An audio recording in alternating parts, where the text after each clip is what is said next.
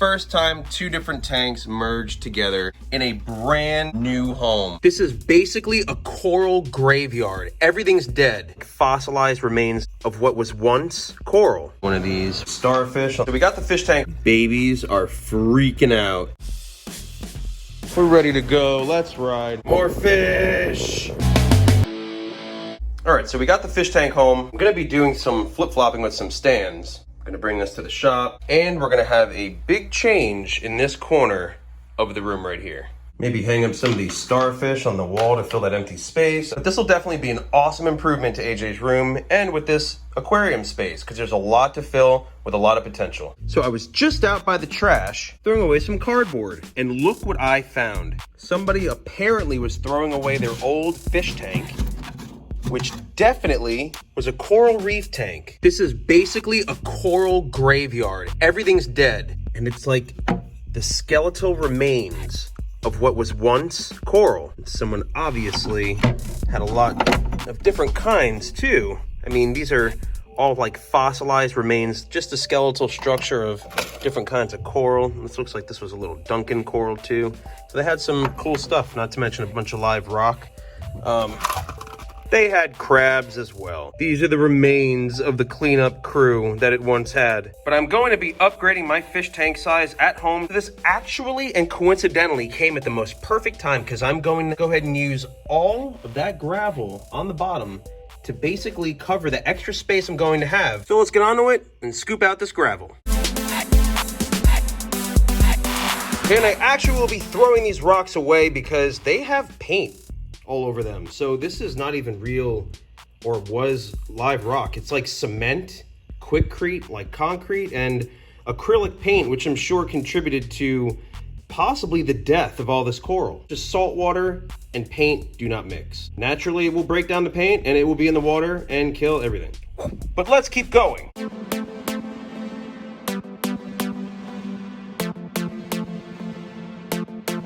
Oh, and another important fact about this video, you may also want to take note that this is a sliding top reptile tank, which is a terrarium enclosure, in fact. Do not do what this person did, because it's another possibility of what could have costed them their coral tank. And what I mean by that are these tanks, yes, they are caulked.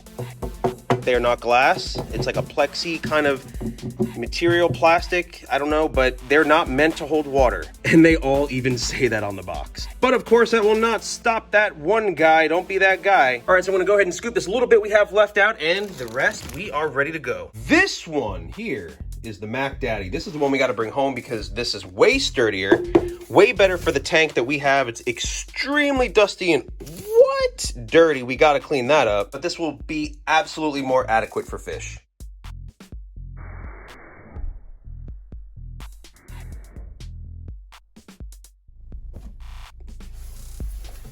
Beautifully dusted off and well cleaned up. And I must mention about these kind of 4 cube organizers or whatever they are, going to be a great fish stand. Actually, they do. I mean, these are cut so perfect. They fit absolutely flush to the floor. It's a perfectly even top. So as long as your fish tank doesn't exceed its dimensions and volume to actually cover up the sides, it'll fit perfect. Because these, if these are under the glass, not good. They can definitely cause cracks. So you want to make sure your fish tank is within the perimeter of these. Do we want to call them nipples? I don't know. Whatever you are. This one's actually from Target. Felt a little better with the stability just because I put this together and I know how well I put it together. And it's pretty heavy, so I know this one will adequately fit for what I want to use it for. Go to the fish store, fill these water jugs up, and build us a new tank. All this crazy amounts of water. Here, how you doing, bro? Good. Oh, we have one of these. This is a bigger version of the baby mantis shrimp we have at home in our little coral tank. That's crazy. That guy's pretty big for a baby. I really got my heart set on one of these. We need a hammer coral for our tank. And we do want to incorporate our favorite, the green star polyp. You know what to do. Bag them up, baby. Margot found the puppies. Oh no.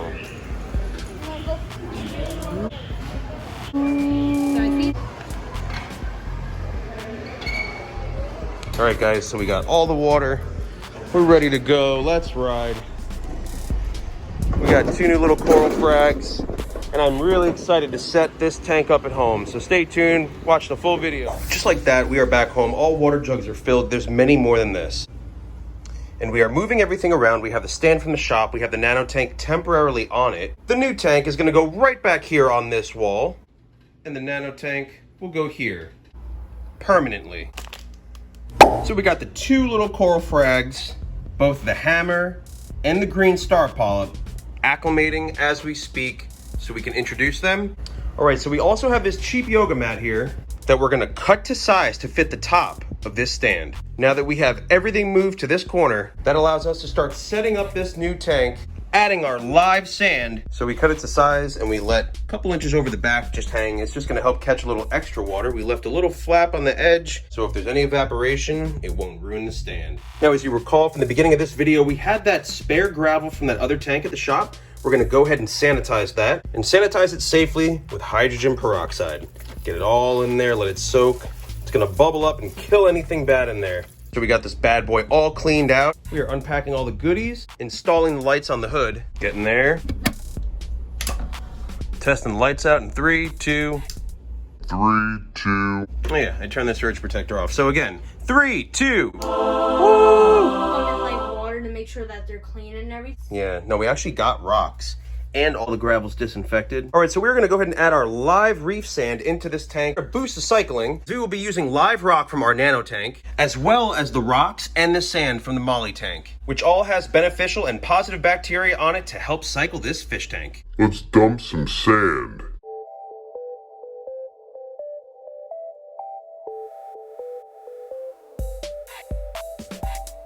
Now to add the gravel. And now we have a nice sandy and seashelly mixture for our new tank.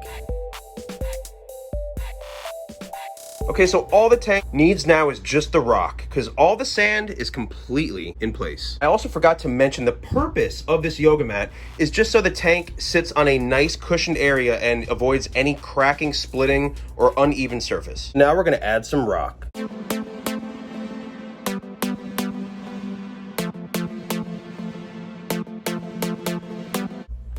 Now that we got a few rocks in place, last but not least, the hermit crab from the other tank. We're gonna put him in here so we can start crawling around, doing its thing, add a little bit of cycling to this tank. Let's add some water.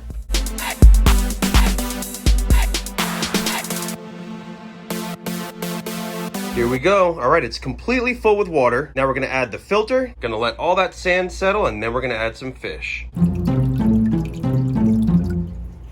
So we are going to add these little coral into their new tank right now. And now to find a place for the beautiful green star polyp. So there were polyps there before. I moved them up in the back. It seems like there's gonna be a pile of polyps, which is fine. Now for the beautiful hammer coral. Hoping it fits right in this little snug spot. Our new green star polyp, and we have the hammer coral right back behind it. These are gonna do amazing. 2 hours later, 4 hours later, and proudly, the next morning. Which means the time has now come. We are gonna take these fish out. We are going to put them in a little bucket and acclimate them to their new tank. We are that much less water. We have our water here. We will be taking this rock out and putting it in the new tank. Until then, let's fish these little guys out. Not to mention, taking every single thing out of this tank is gonna make this that much easier to get these fish out right now. Okay, nice and clear that is. We are gonna add this rock in here right now. Let's go. AJ's gonna go ahead and net these little guys out. I know they're not easy because as many as you can get in one netting is good. And then we'll just do just one? Just one. What? Where's he at? Where you at? Oh, there he is. All right. So put that little guy in. Oh, there he goes. We got a couple more to go. Number 2.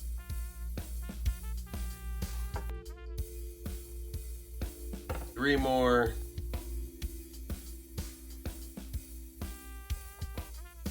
Nice. You got the stripe going with that? Yes. Sweet.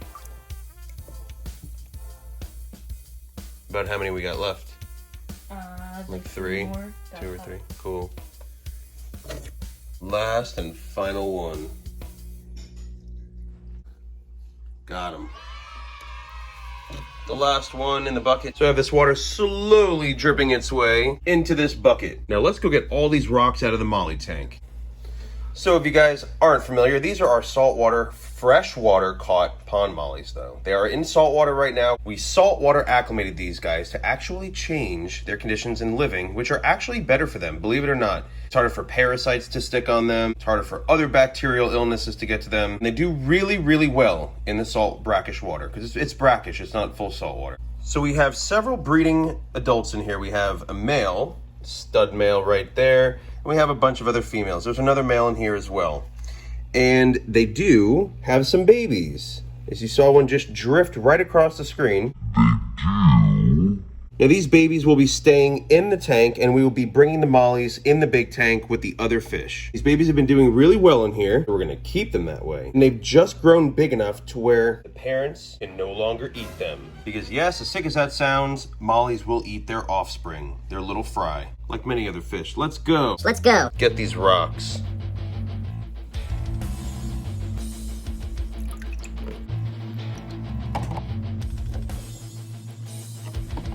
And we also have something else that AJ and I kind of forgot we'll be adding in there too. See that guy right in the middle there? That's a shrimp. We got a couple of them in here. I think they're alive. We gotta find them because they will be coming with us too. Let's puzzle these together.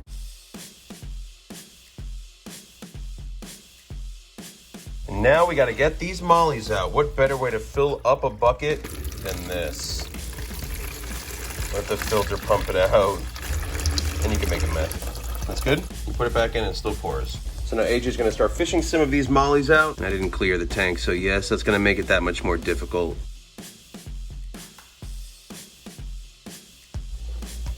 Okay, so it's starting to make it that much easier with the stuff not really in our way so much. So AJ's gonna go ahead and fish these little guys out. And AJ found one more shrimp, so we actually have 2 shrimp that will be going in this new aquarium.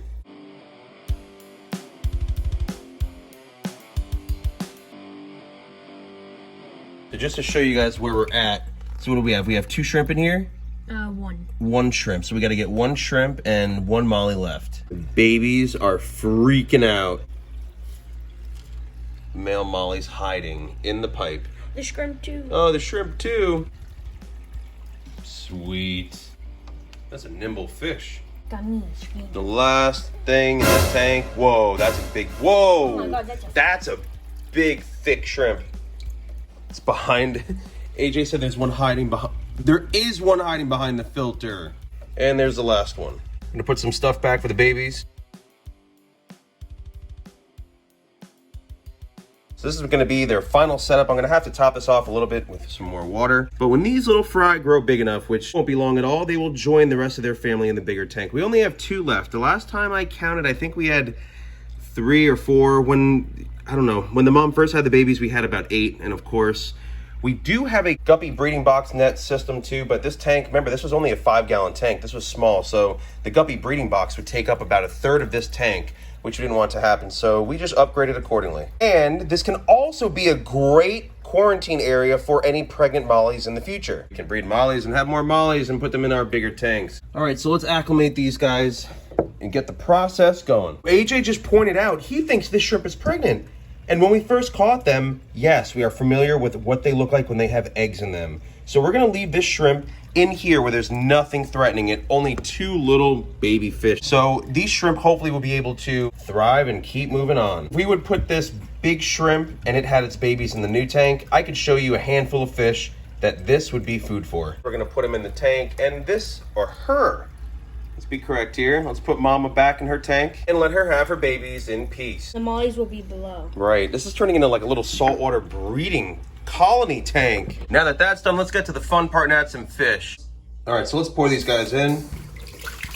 Oh, one stop. Run, run, run, run, run, run, run. All right, so we're gonna go ahead and release these guys right now. We're also gonna record this epic TikTok.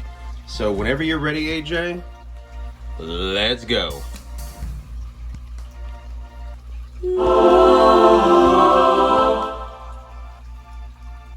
This is the second set right here, going in.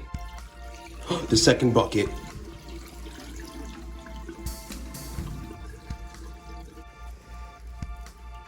All right, now we gotta run. We got fish in a net and a new tank. All right, so we're gonna just let them sit there for a sec. Oh, he's so happy. So happy. Those little guys are doing good, all the mollies. Time for the new ones. Hey, get out here. Beautiful. The first time two different tanks merged together in a brand new home. Thank you guys so much for watching this video. If you like this video, smash that like button, give it a giant thumbs up. Make sure you also subscribe to this channel and turn your post notifications on with that bell so you get notified whenever we post a new video, especially if you want to see the fish in this video grow and thrive. As always, thanks for watching. Stay adventurous. A1A Adventures.